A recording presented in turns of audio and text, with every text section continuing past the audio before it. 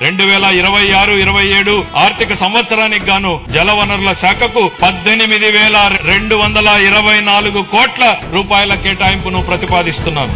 Annadata Sukhibhava PM Kisan పథకం కింద 2025-26 ఆర్థిక సంవత్సరంలో 46.86 లక్షల రైతు కుటుంబాలకు 20,000 రూపాయలు చొప్పున పెంచిన ఆర్థిక సహాయాన్ని అందిస్తూ మొత్తం 6,600 కోట్లను విడుదల చేశాం. మత్స్యకార సేవలో పథకం అమలు. ఈ పథకం ద్వారా ఆర్థిక సహాయాన్ని 10,000 నుండి 20,000కు పెంచాం. దీని ద్వారా 1,20,000 మంది మత్స్యకార కుటుంబాలు లాభపడుతున్నాయి.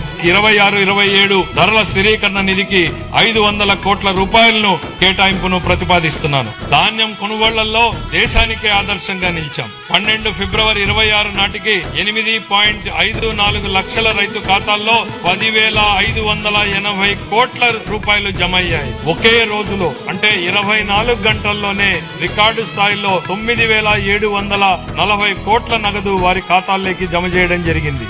అందులో 55% మొత్తాన్ని 8 గంటల్లో చెల్లించడం మా వేగం పారదర్శానికి నిదర్శనం. 26-27 ఆర్థిక సంవత్సరానికి గాను వ్యవసాయం మరియు అనుబంధ రంగాలకు 13,598 కోట్ల రూపాయల కేటాయింపును ప్రతిపాదిస్తున్నాను.